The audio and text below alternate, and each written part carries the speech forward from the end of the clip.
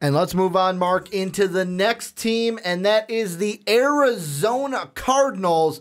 And this is a team that is very interesting because Cardinal fans in your prediction video were very much of this is going to be an 8-win team, 8-8 team. I think that this is a team where Cardinal fans are going to hate me after this preview because I am not high on your team coming into this year. And one of the main reasons is this quarterback situation is right now they've got three.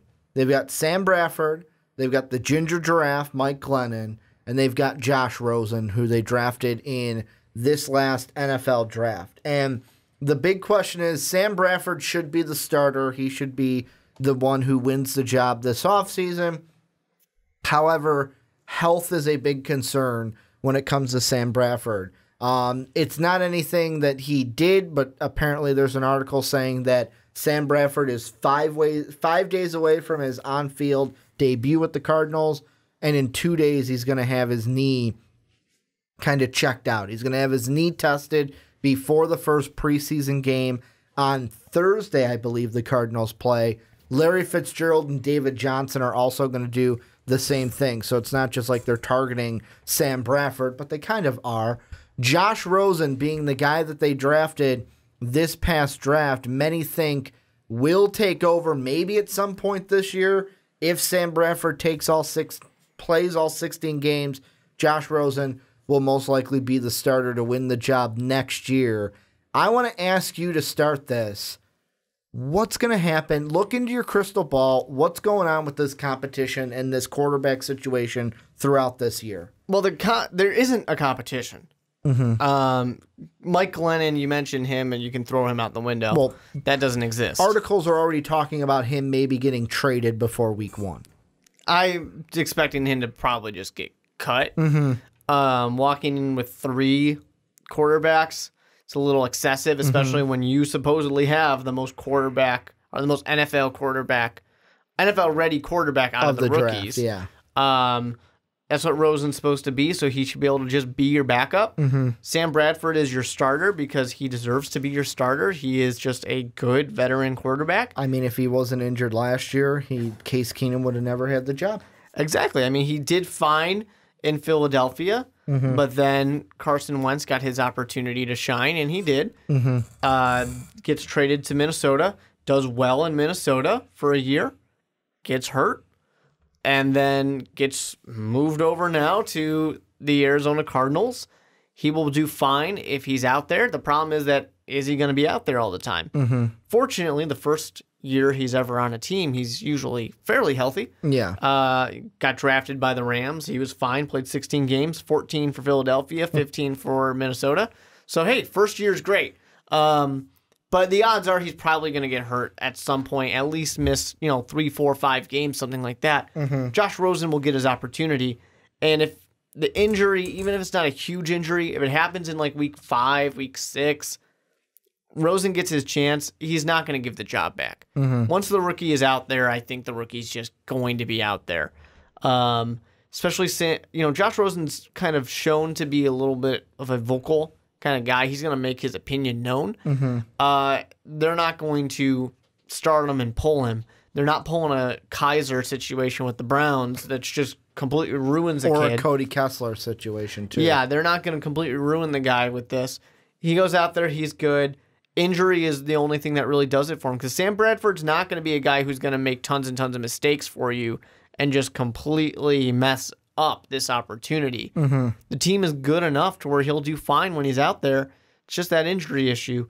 So for me, it's pretty simple. I mean, Sam Bradford starts when he is unable to start due to injury, or the season ends, I guess. Then Josh Rosen gets his opportunity. Well, and one of the big questions I have for this offense as a whole is there's 2.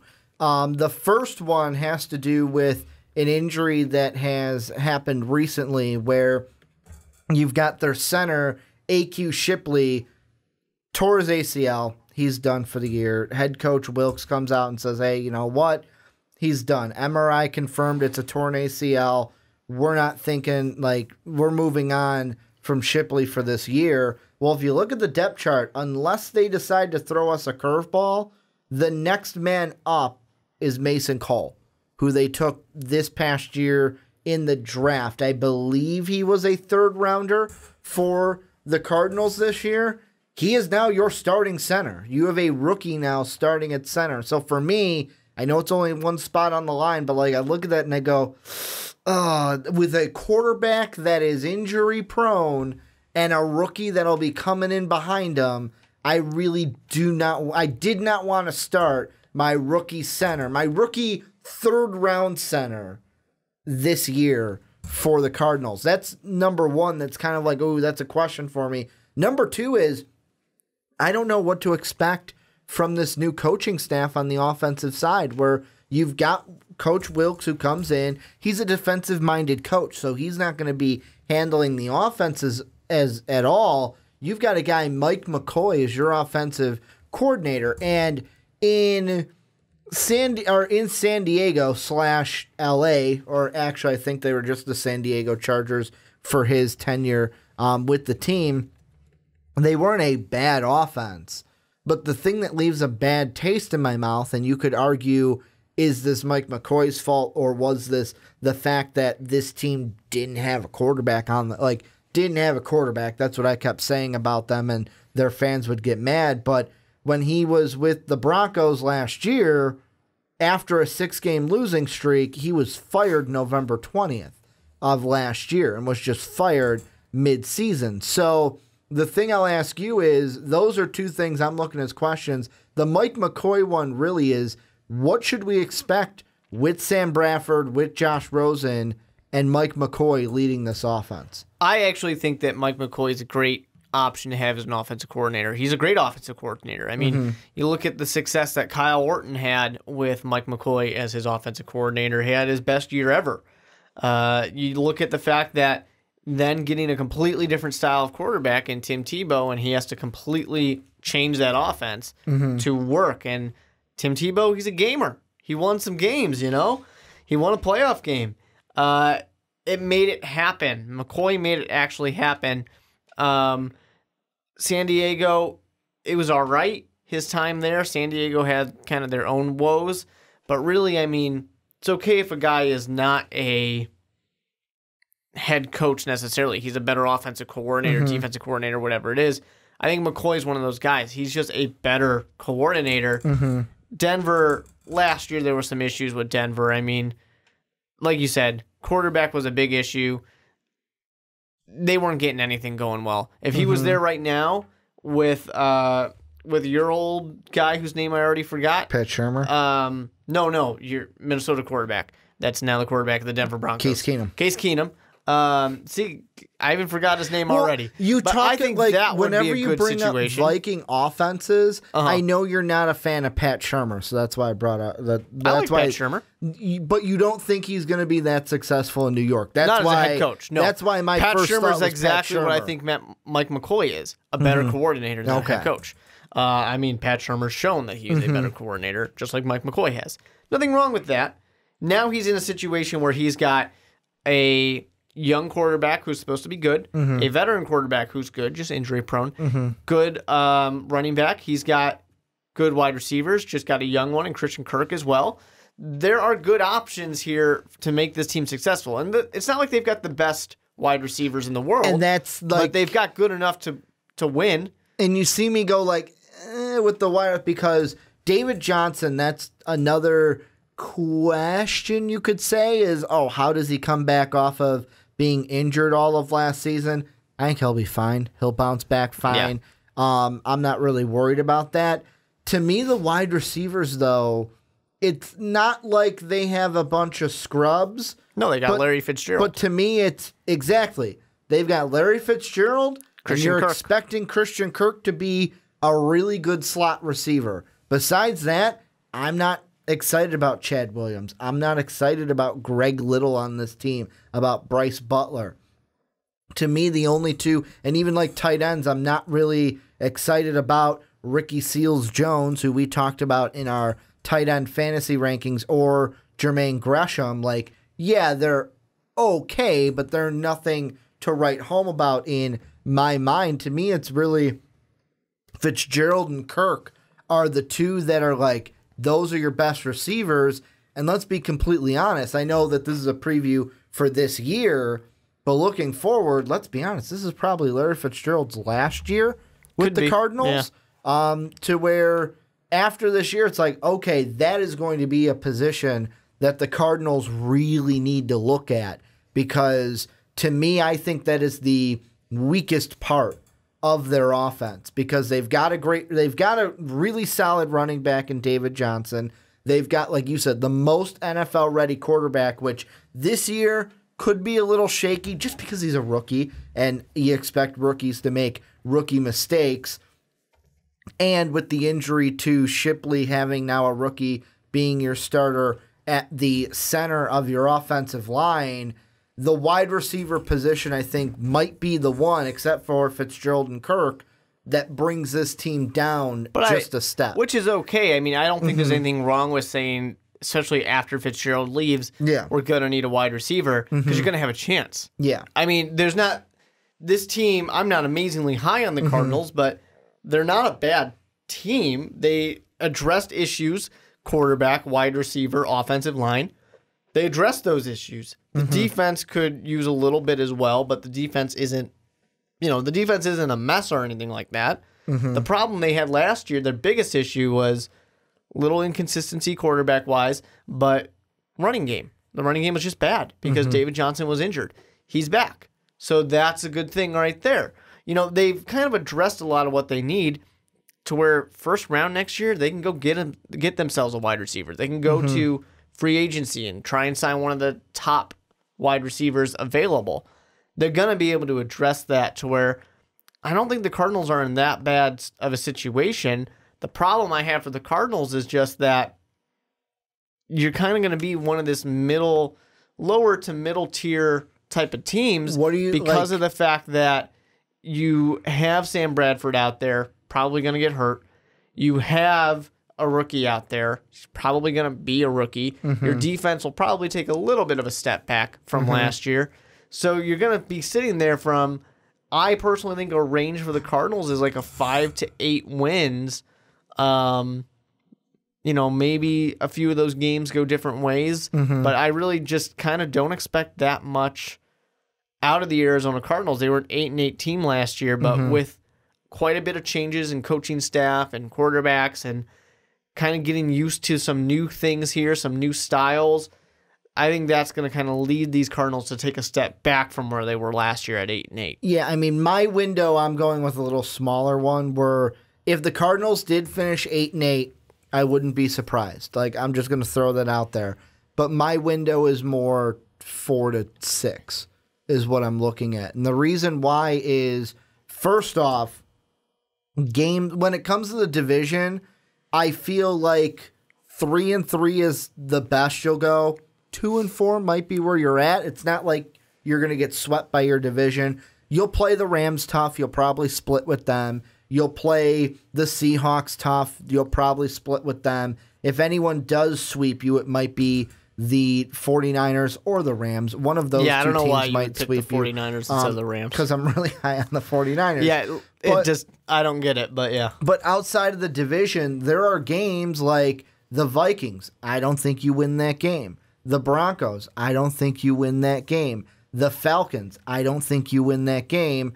The Packers, I don't think you win that game. The rest is in the other games, and I'll be honest, I'm higher on the other teams. The Redskins, now with Alex Smith. Basically, a lot of these decisions, most of them come down to, I just like the quarterback on the other side compared to what you have. And that's nothing against Josh Rosen. It just means he's a rookie. I like Alex Smith more. I like that Redskins team more. Well, it doesn't matter. The Redskins, I mean, Sam Bradford's playing. No, I know. But even Smith to Bradford, I like Smith more. The Bears, that one's a toss-up to me, but I could see the Bears coming into Arizona and getting the win. The Chiefs, I like Patrick Mahomes a little bit better than Sam Bradford, and I feel like the rookie, I'm going to say rookie-to-rookie competition would be interesting. I know Mahomes is not technically a rookie, but it's his first year as a starter. And then like a team like the Lions, where I like Matthew Stafford better than the quarterbacks that you have on your roster. So it's like, that's why for me, I think this team will be a 4 to 6 win team. And then it's like next year, once this is completely Rosen's team, all right, now we can get a fair assessment of this team maybe being an 8 to 9 win team with their NFL ready quarterback. Yeah, I think the coaching staff, it'll take a little bit of a chance to get adapted to them. But, the thing with the Redskins game, that one's a total toss-up for me because Alex Smith is learning a new offense too. And that Redskins team, they were kind of devoid of talent on some pretty key areas. So I think that one's a toss-up. You were right about the Bears being a toss-up because we got to see what happens with that. It's funny how Mark wants to side with the Bears a little bit, that it's a toss-up. Well, it is a toss-up. No, I'm saying because you're a Bears fan. Yeah. I'm just poking fun at you. It's a toss-up game. I'm not siding with the Bears at all. I'm saying it could go either way. Super Bowl Super Bears. The Chiefs, Patrick Mahomes, I think that's a 100% toss-up game because we don't really know what we have out of him. We just know that Andy Reid's a good coach and he's used to making it work. The Broncos, Case Keenum might be a complete disaster outside of a really good team. Not that the Broncos aren't also a really good team. Really good defense. Yeah, they've got a really good defense. We're just going to see how the offense goes. It's not as good as Minnesota's offense. So who knows what happens there? They could surprise a team. The two of us are a little down on the Lions. Not completely, but the Lions might be a game where the Cardinals can steal that one away. They have enough games here to where, the Raiders as well. They have enough games to where they can make it happen to get closer to 8-8. It's just that it's going to get 8-8 already is a little bit of a stretch. It's going to be harder to get even further past that. So the Arizona Cardinals, this is just a year where you want things to gel.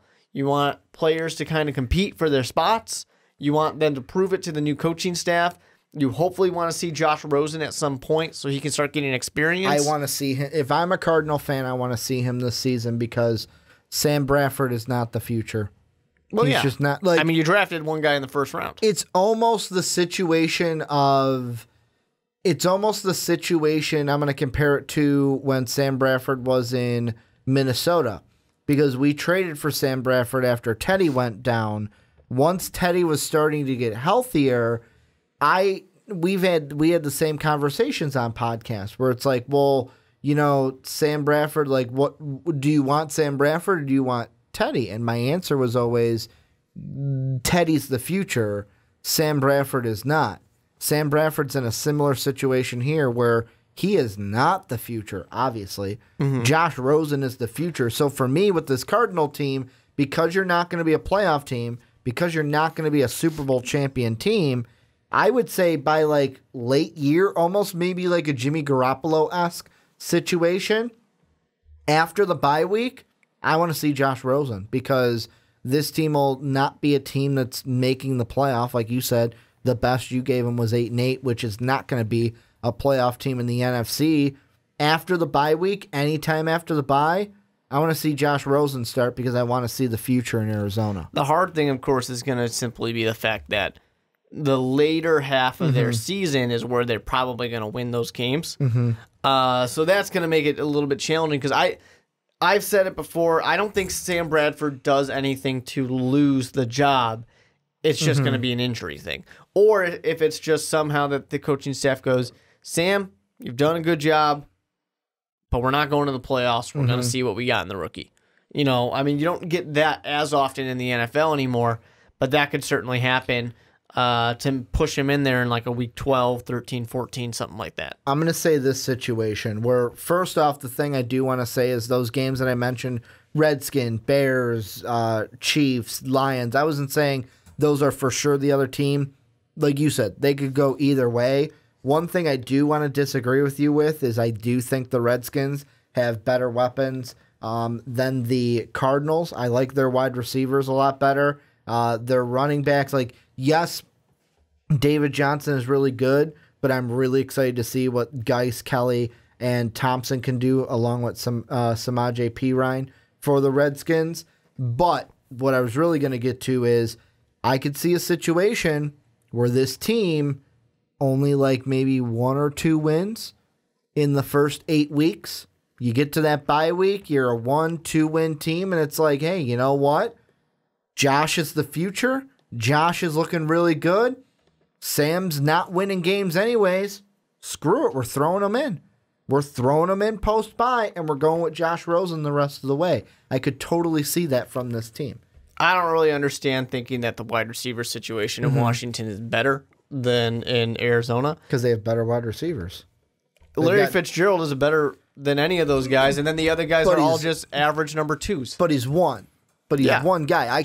And then you've got two number 2s. I can double, like, if a defense really wanted to, double team Larry Fitzgerald. Okay, let someone else beat me. Then you got Christian Kirk. But that's the thing. He's a rookie. We're expecting good things out of him. We don't know what he's going to be. There's no 1,000-yard receiver in Washington. No, you've got a couple of 700s and a 500-yard receiver. I'm not saying there is. That's not great. I'm not saying there is. But if you double team one of them, I like Crowder and Richardson over the 2, 3, 4, 5, 6 in Arizona. Sure, but I still think they're about at the same level in that case. You have We're going to have to agree to disagree on Larry that. Fitzgerald being one of the best wide receivers in the NFL. Yes. But he's better, only one man. But that's better than having 2 pretty good wide receivers. I would disagree. In Crowder and Richardson. I would disagree in the fact of, if we're talking like, and I'm looking at it as, I would disagree in the fact of, I can double team one guy, and who's your second guy that's going to beat me? Then that's what I'm talking about. No, I get that. Or put my number 1 corner on Larry Fitzgerald. Sure. And use the safety to double him. I get that, but it's also, there's more. I like the better options for Alex Smith to use. Quality over quantity, my friend. I still would go with the quantity with the Redskins. When teams and the miss out, when teams don't have a number 1 wide receiver, talk to me here in Chicago. They're not very good. I mean, let's be honest. My team technically didn't have a number 1 wide. Like, Stephon Diggs and Thielen, they were very good. But, like, it wasn't like this is our main guy, and we made it to the NFC Championship game. I would argue now that both of those guys are number 1 wide receivers. Pretty much, yeah. Like, we're so close. that cancels out your. I mean, we also have Kyle Rudolph too, which is also very the passing game. Neither one of these teams got a Kyle Rudolph. That's the argument I would say with the quality quantity thing, because we just got both in Minnesota. So therefore, Minnesota doesn't count. No. Get that Minnesota shit out of my Chicago talk. Any final thoughts on the Cardinals before we move on? The only other thing I got to say with the Cardinals is really... the defense. We didn't mention really much of the defense. Tyrann Mathieu, is that going to matter at all? I do think it doesn't necessarily People are going to get upset the entire we didn't bring team, that up. But it does take you a step back, and it's a defense that's been kind of aging, and they've been replacing some pieces to it. But you look at this offseason, especially in the draft, and there's not really a focus on defense. The focus is, of course, on the offense, which to me shows a team that knows that, hey, we're kind of restarting some things, but you have a defensive-minded coach. So that in itself is going to kind of be hopefully propping this defense up a little bit, which the defense already was an average enough defense last year. They weren't blowing people away necessarily, but they were a good enough defense. And now you get this this defensive-minded coach that should, like I said, elevate these guys to play better to where they were in, some of those years 3-4 years ago. But I don't know. It's going to be interesting to see. You lose the Honey Badger. Pieces have been kind of getting older and going away from Arizona necessarily, but you still got Peterson. You still got good parts there. I think that really when it comes down to it, similar to what we were talking about with the 49ers, when you've got a great shutdown corner, like what the 49ers hope Sherman's going to be, like Peterson, that in its own can kind of elevate the rest of the defense as well. Another thing that I think we didn't bring up, and I relate this because you mentioned it with the defense, is we didn't mention with a guy like Wilkes, where it's basically, this is his first head coaching job in the NFL. Yeah. The last time he was a head coach, 1999, when he was the head coach in college for 1 year at Savannah State College, where he went 5-6. Vastly different job than the one he has now. And I'm just not expecting him to come in and be... I think we've been spoiled with the Sean McVays of the world. I feel like this will be more of a Kyle Shanahan situation for Wilkes, where it's a 4 or 5 win team. And then next year, we're talking about this team maybe being a little better than they already are. Which is, I think, what most people should expect out of the Arizona Cardinals. Next year, don't get too crazy. Let's see what happens after that. Well, this is where you guys come in. Let us know what you think down below in that comment section. More importantly, I want to start I want to bring it to them. What do you think of our little Redskin Cardinal discussion? What would you guys pick? Let us know what you think about that, about the Cardinals. What do you expect from this team, and how many wins they'll get at the end of the year? Let us know what you think down below in that comment section.